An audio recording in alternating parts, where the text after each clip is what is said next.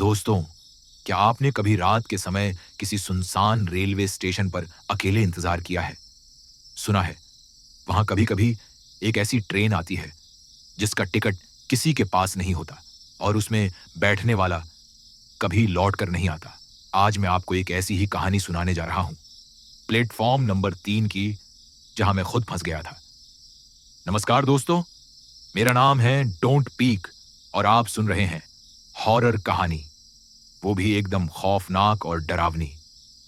भाइयों, आज की हमारी कहानी विष्णु नाम के लड़के की है, जिसके साथ रेलवे स्टेशन पर अलौकिक घटनाएं होती हैं। तो चलिए भाइयों, अब इस कहानी को विष्णु के लफ्जों से सुनते हैं।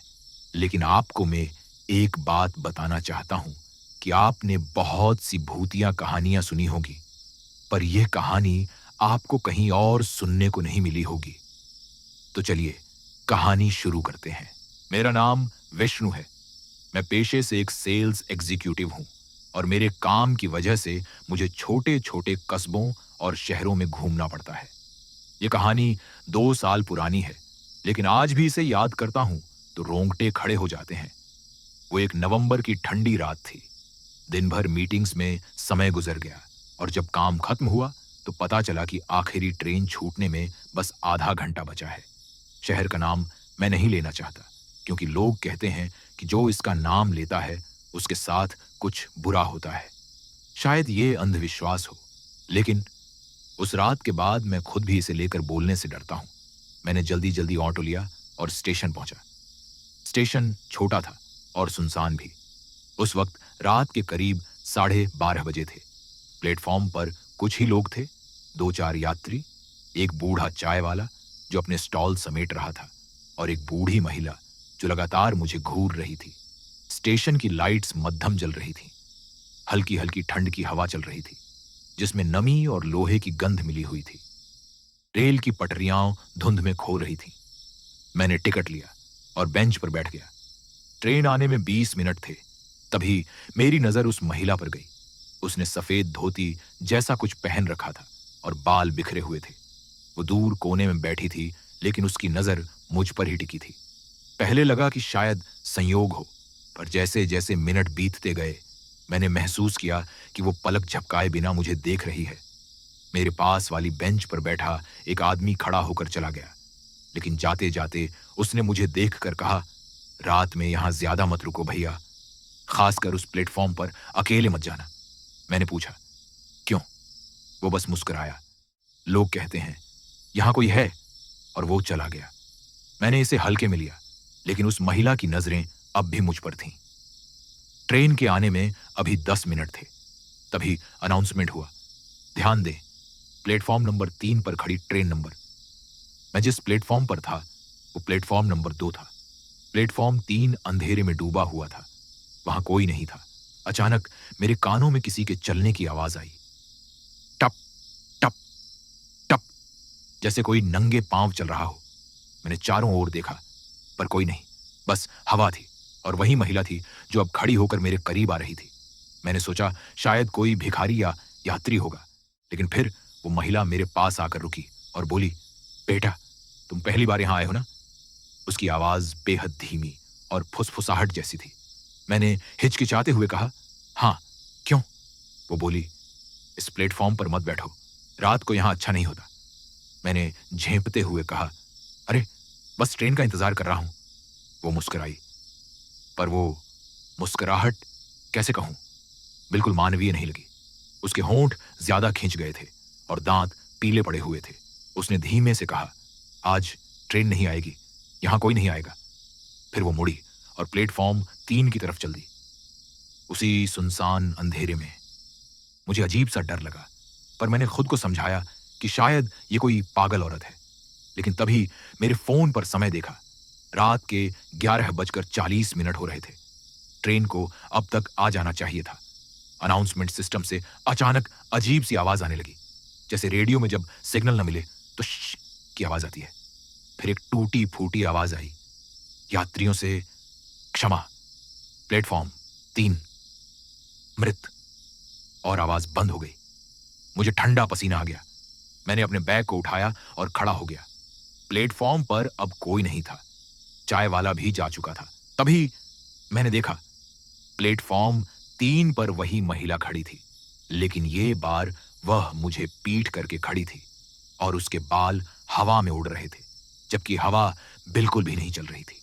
मैंने खुद को समझाया, नजरअंदाज करो, बस थोड़ी देर में ट्रेन आएगी।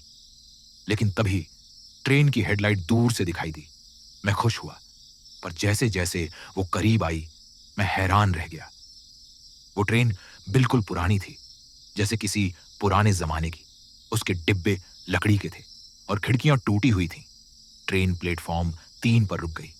उसमें से कोई नहीं उतरा। दरवाजे अपने आप खुले और अंदर से अजीब सी सीटी जैसी आवाज आई, जैसे कोई रो रहा हो। वो महिला मुड़ी और ट्रेन में चढ़ गई, लेकिन जब उसने चेहरा घुमाया, मैं कसम खाकर कह सकता हूं, उसका चेहरा इंसानी नहीं था। उसकी आंखें खाली थीं, जैसे 2 काले गड्ढे। मैं डर से पीछे हट गया। तभी प्लेटफॉर्म की लाइट्स एक एक करके बुझने लगीं और तभी मेरे पीछे से किसी ने फुसफुसाया, तुमने गलत प्लेटफॉर्म चुना है। मैं एकदम से पलटा।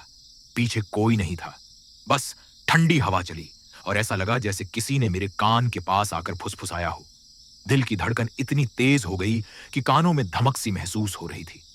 मैंने खुद से कहा, विष्णु, तुझे बस डर लग रहा है, यहां कोई नहीं है। लेकिन सच ये था कि मैं डर गया था, बुरी तरह। प्लेटफॉर्म पर अजीब सन्नाटा था। वो महिला जो प्लेटफॉर्म 3 पर गई थी, अब ट्रेन के अंदर चली गई थी। मैं खुद को रोक नहीं पाया, पता नहीं क्यों, लेकिन मैं उसके पीछे चलने लगा। जैसे ही मैं प्लेटफॉर्म 3 पर कदम रखा, ऐसा लगा मानो हवा और ठंडी हो गई हो। वहां अंधेरा ज्यादा था। स्ट्रीट लाइट्स झपक झपक कर जल रही थीं, जैसे कभी भी बुझ जाएंगी। वो पुरानी ट्रेन सामने खड़ी थी, लकड़ी के डिब्बों वाली। उसके पहिए जंग खाए हुए लग रहे थे और ऊपर चढ़ते वक्त लोहे के दरवाजे ने एक कराह जैसी आवाज दी। अंदर झांकने की कोशिश की तो देखा, सारे डिब्बे खाली थे। सीटों पर मोटी धूल की परत जमी हुई थी। ऐसे लग रहा था जैसे इस ट्रेन में सालों से कोई नहीं बैठा। पर फिर मुझे लगा किसी सीट पर एक परछाई बैठी है।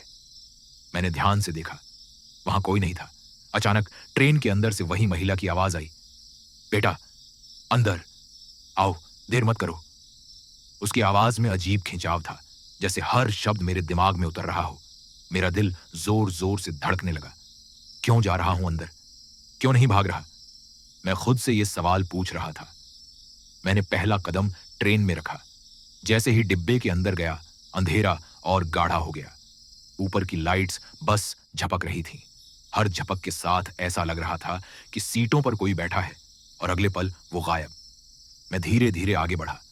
हर सीट पर हाथ फिराने पर धूल उड़ रही थी, लेकिन एक सीट ऐसी थी जिस पर धूल नहीं थी, बिल्कुल साफ, जैसे अभी अभी कोई वहां बैठा हो। मैंने सीट के ऊपर हाथ रखा।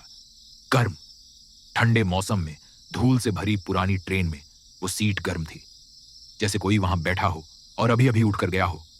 कौन है वहां? मैंने हिम्मत करके कहा। कोई जवाब नहीं आया। बस ट्रेन के पिछले डिब्बे से थक थक थक जैसी आवाज आई, जैसे कोई लोहे पर थपकी दे रहा हो। मैं धीरे धीरे आवाज की तरफ बढ़ने लगा। हर कदम के साथ डर बढ़ रहा था और साथ ही एक अजीब सा खिंचाव महसूस हो रहा था, जैसे कोई मुझे अंदर खींच रहा हो। पिछले डिब्बे के दरवाजे तक पहुंचा तो देखा, दरवाजा आधा खुला था।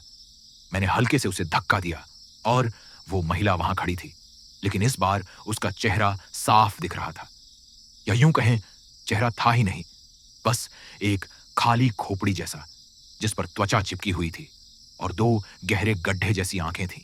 उसने मुस्कुराने की कोशिश की और वो मुस्कुराहट खींचकर कान तक चली गई। तुम देर कर चुके हो बेटा, उसने कहा। मैं भागने लगा, लेकिन जैसे ही मुड़ा, डिब्बे का रास्ता बदल चुका था। हां, सच में, जो रास्ता मैंने अभी कुछ सेकंड पहले देखा था, वो अब गायब था। उसके जगह पर बस एक लंबा अंधेरा गलियारा था और हर सीट पर कोई बैठा था। वो कोई इंसान नहीं थे। उनके चेहरे साफ नहीं दिख रहे थे। सब झुके हुए थे, जैसे सो रहे हों। फिर सबने एक साथ सिर उठाया और उनकी आंखें बिल्कुल काली थीं। अचानक पूरा डिब्बा चिल्लाया, तुम्हें यहां नहीं होना चाहिए।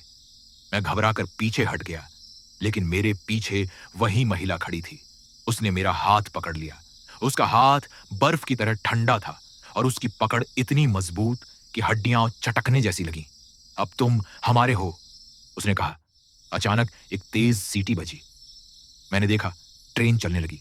प्लेटफॉर्म पर कोई नहीं था, न गार्ड न ड्राइवर। मैं चिल्लाने लगा, मदद, कोई है? तभी मेरे सामने वाली खिड़की के बाहर से कोई झांका। वो वही आदमी था जिसने पहले चेतावनी दी थी, अकेले मत रहना। उसने मुझे देखकर बस इतना कहा, कूद जा, नहीं तो कभी वापस नहीं आएगा। मैंने जोर लगाकर महिला का हाथ छुड़ाया और खिड़की से छलांग लगा दी। बाहर गिरते ही मेरा सिर पत्थर से टकराया। थोड़ी देर सब काला हो गया। जब होश आया तो ट्रेन जा चुकी थी, लेकिन प्लेटफॉर्म पर कोई नहीं था। पूरा स्टेशन खाली था। सिर्फ एक चीज बची थी, उस ट्रेन का हॉर्न, जो धीरे धीरे दूर होता गया। मैंने सोचा, बस अब यहां से निकल जाऊं। लेकिन तभी प्लेटफॉर्म के स्पीकर से वही टूटी फूटी आवाज आई, यात्रियों से क्षमा, प्लेटफॉर्म 3 मृत मृत। और उसके बाद सब शांत। मैंने भागते हुए मुख्य गेट की ओर रुख किया, लेकिन जैसे ही बाहर निकलने वाला था, किसी ने पीछे से कहा, बेटा जल्दी जा रहे हो, अभी तो सफर शुरू हुआ है। मैं पलटा। वो महिला वहां खड़ी थी, लेकिन इस बार उसके साथ वो बाकी सब भी थे। वो काले आंखों वाले लोग, सबके चेहरों पर वही अजीब खिंची हुई मुस्कुराहट। और फिर सब एक साथ बोले, तुम अब हमारे हो। मैं भागा, जितना तेज भाग सकता था। स्टेशन का मुख्य गेट सामने था। मेरे कदम बस वहां तक पहुंचने वाले थे कि अचानक रास्ता ही बदल गया। हां, सच कह रहा हूं, जो रास्ता मैंने आते समय देखा था वह अब गायब था। जहां मुख्य गेट होना चाहिए था, वहां सिर्फ एक पुरानी ईंटों की दीवार थी जिस पर घास उगी हुई थी। मैंने घबरा कर दाएं बाएं देखा। सब कुछ अजीब तरह से बदल गया था। प्लेटफॉर्म की लाइट्स मद्धम हो चुकी थीं और एक अजीब धुंध चारों ओर फैल रही थी। धुंध के बीच सब कुछ धुंधला धुंधला दिख रहा था। ये क्या हो रहा है? मैं सपना देख रहा हूं क्या? मैंने खुद से कहा। पर यह सपना नहीं था। उस ठंडी हवा में वो सड़ी हुई बदबू असली थी। तभी पीछे से फिर वही फुसफुसाहट आई, क्यों भाग रहे हो बेटा, ये तो बस शुरुआत है। मैं पलटा और देखा, वही महिला, वही बिना चेहरे वाली प्लेटफॉर्म पर खड़ी थी, लेकिन इस बार अकेली नहीं थी। उसके पीछे भीड़ खड़ी थी। वो सारे यात्री जिन्हें मैंने ट्रेन में देखा था। सबके चेहरे धुंधले थे, आंखें काली। उनकी आवाजें एक साथ आईं, रुक जाओ, हमारे साथ चलो, हमारे साथ चलो। मेरा दिमाग सुन्न हो चुका था। मैंने एक तरफ दौड़ लगा दी। सोचा शायद स्टेशन मास्टर का ऑफिस हो, वहां मदद मिलेगी। ऑफिस का दरवाजा आधा खुला था। मैंने धक्का देकर अंदर प्रवेश किया। अंदर अंधेरा था, सिर्फ एक पुरानी लालटेन जल रही थी। कमरे में पुरानी फाइलें, टिकट बुक और एक टूटा हुआ पंखा पड़ा था, लेकिन दीवार पर एक पुरानी तस्वीर टंगी थी। और वो तस्वीर देखकर मेरा खून जम गया। उस तस्वीर में वही महिला थी।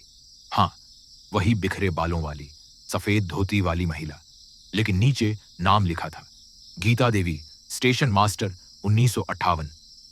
ये कैसे हो सकता है? ये तो कोई भूत है, मैंने सोचा। तभी कमरे के कोने से आवाज आई, तुम जानना चाहते हो न कि यहां क्या हुआ था? मैं चौंक गया। वहां एक बुजुर्ग आदमी बैठा था, पुराने खाकी वर्दी में, जैसे कोई रिटायर्ड रेलवे कर्मचारी हो। उसने कहा, भागने का कोई फायदा नहीं। ये स्टेशन, ये प्लेटफॉर्म कभी लोगों के लिए नहीं था। मैंने हाँफते हुए पूछा, मतलब? वो बोला, 1958 में यहां एक ट्रेन हादसा हुआ था। पुरानी लकड़ी के डिब्बों वाली ट्रेन, वही जो तुमने देखी। उसमें सैकड़ों लोग मारे गए। कहते हैं उस हादसे के बाद स्टेशन मास्टर गीता देवी ने खुद को प्लेटफॉर्म 3 पर फांसी लगा ली, क्योंकि हादसे की जिम्मेदारी उन्हीं पर थी।